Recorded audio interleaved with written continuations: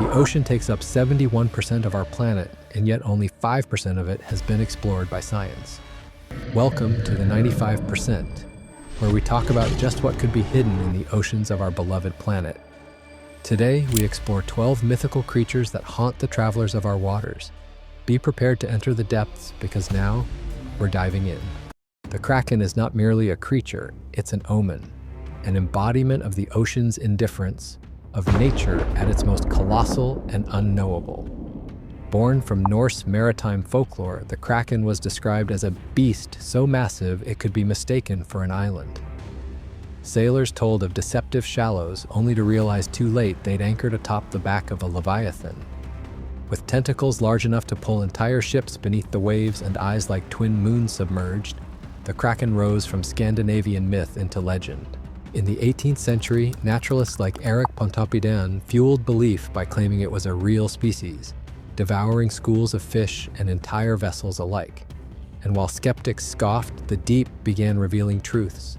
Actual giant squid, with eyes the size of basketballs and feeding tentacles lined with barbed suckers, confirmed by footage in 2004 and 2012.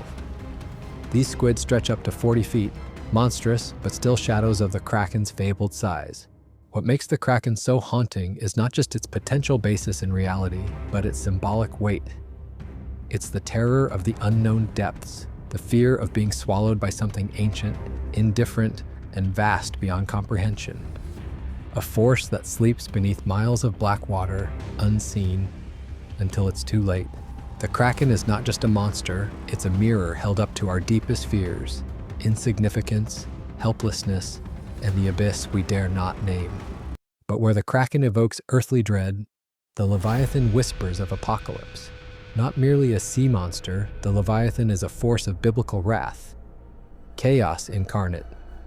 First mentioned in the Hebrew Bible, specifically in Job 41, it is described as a fire-breathing sea serpent, immune to human weapons, crowned with scales like armor and eyes that burn with rage. This is no mere predator, it is a divine engine of destruction. Theologians have long debated its symbolism. To some, it represented the primordial chaos subdued by God during creation, a reminder that even the sea has been tamed.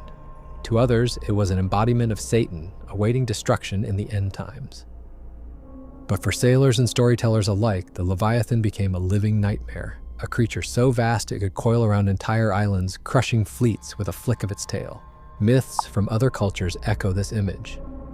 Tiamat of Mesopotamian lore, Jörmungandr, the world serpent of Norse mythology, and even the sea dragon Rahab, each a shadow of the Leviathan's archetype.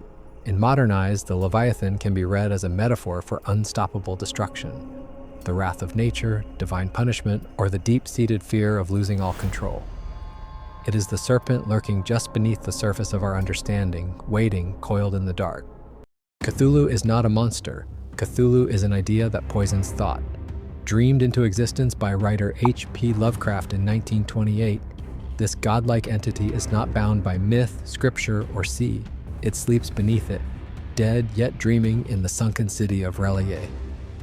Cthulhu's presence is psychic, warping the minds of those who glimpse it, those who dream of it, those who worship it.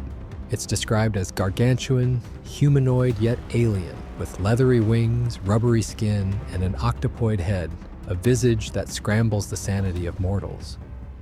But its terror lies less in form and more in concept.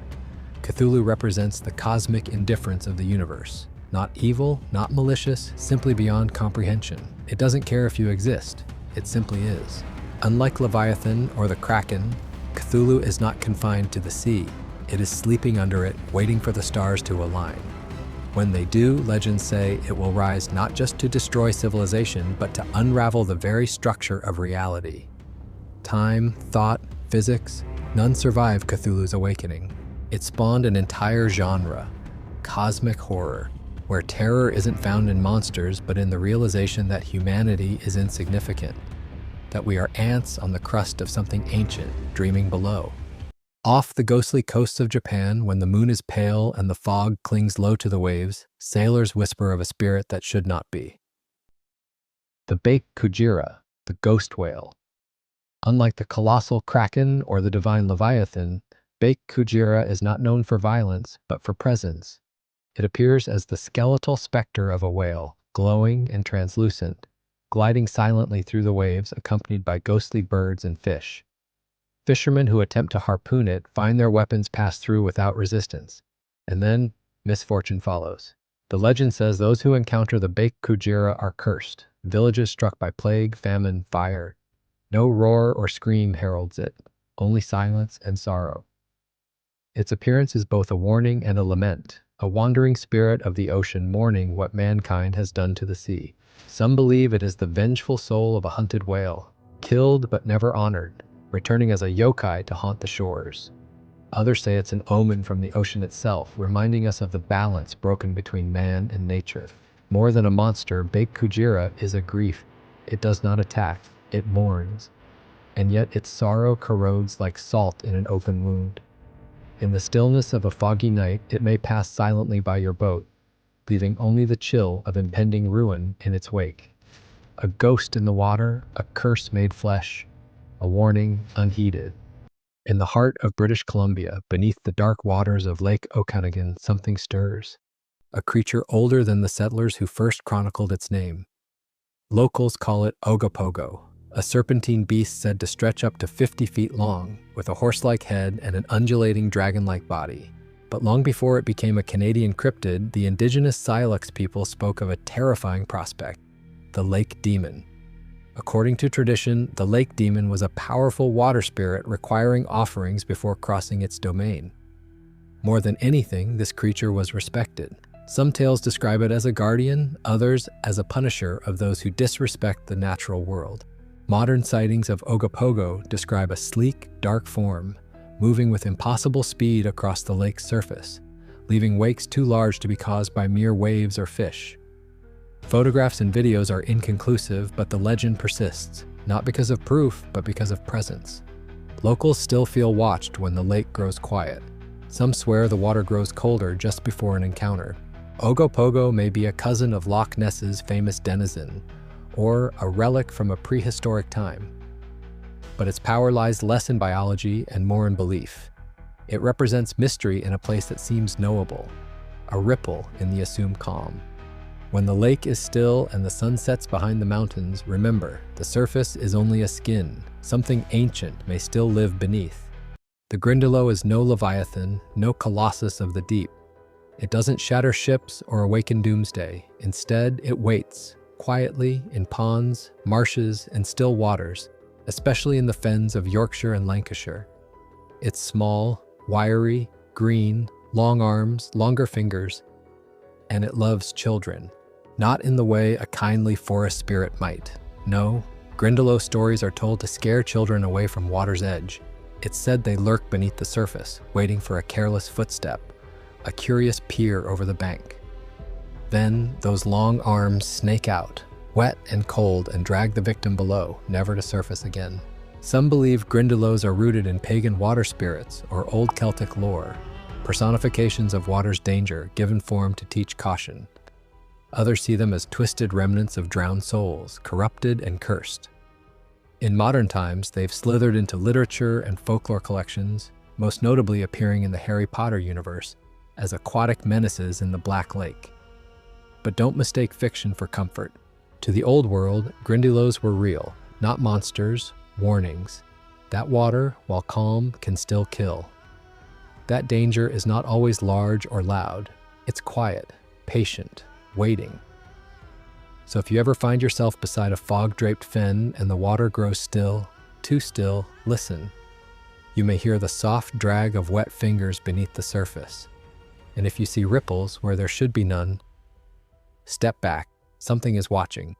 The Aspidochelone is not a beast that hunts. It waits, massive, still, and ancient. It is an island that was never land. Sailors from medieval bestiaries spoke of it as a creature so vast and motionless, it was mistaken for solid ground. Trees grow upon its back. Birds nest in the soil that covers its hide.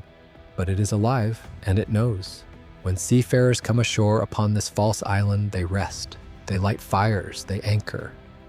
And only then, when comfort has softened their guard, the island shifts, the sea quakes, and the Aspidochelone sinks, dragging the crew and their vessel into the abyss. Its name comes from Greek, aspis for shield, chelone for turtle, though some depictions call it a giant whale, others a dragon-turtle hybrid. Whatever its form, its nature is the same: deception. In medieval Christian texts like the Physiologus, the Aspidochelone became a metaphor for Satan, luring men to their deaths by offering the illusion of safety. But outside allegory, it represents something deeper, that nature can be indifferent and illusions can kill. The ocean does not need malice to destroy, it only needs misunderstanding, a mistake, one false belief, one fire lit on the back of a sleeping god. And in the legends, the Aspidochelone never chases, it never roars, it merely waits beneath the tide, patient, motionless, eternal. Not all islands are safe, not all ground is still. In the narrow straits of ancient Greece, where the sea churns violently between rocky cliffs, mariners once feared more than the waves. They feared Scylla. Born of myth and sea foam, Scylla was once a beautiful nymph, or so the legends say, until jealousy or sorcery twisted her into a monster. From her waist grew 6 snarling dog heads, each with rows of razor teeth. Her lower half became a writhing tangle of serpents. She lurked in a high cavern, watching the narrow pass below, hungering for passing ships. Homer's Odyssey tells of her horror. When Odysseus sailed the strait between Scylla and Charybdis, he was forced to choose between 2 deaths: Charybdis, a whirlpool that could swallow his ship whole, or Scylla, who would snatch 6 men, 1 for each gaping maw. Scylla doesn't chase, she doesn't lure, she simply reaches, from above, from the dark, dragging sailors screaming into the cliffs. Her horror lies not in her scale, but in her inevitability. She will take something, always. Some say her monstrous form was a curse born of envy. Others see her as the embodiment of nature's cruel choices, reminding sailors that not all dangers are avoidable. Sometimes there is no safe path, only the cost you choose to pay. And though the gods may have forgotten her, the sea remembers. She waits still behind jagged stone, beside crashing waves, 6 mouths open, forever hungry. Sail carefully. Between Scylla and ruin, there is no mercy. Off the coasts of Scotland, Ireland, and the Faroe Islands, where the sea breathes ancient songs and the cliffs remember names long lost, there are tales of beings neither fully seal nor human. They are the Selkies, creatures of transformation and longing. By day, they swim as seals, sleek and silver, beneath the waves. But under the moonlight, they slip from their seal skins to walk the land in human form, beautiful, ethereal, and hauntingly distant. And yet, what gives them freedom is also their curse. Their seal skin is the key to their identity. If it is lost or stolen, they are trapped, unable to return to the sea. In the old stories, a fisherman finds a Selkie woman dancing by moonlight. He hides her skin, marries her, and they bear children. She is kind, yet always distant, gazing out at the sea. Years later, she finds her skin hidden in a locked chest. Without a word, she returns to the waves, leaving behind family, love, and a life she never chose. Some tales reverse the roles, of Selkie men luring lonely human wives.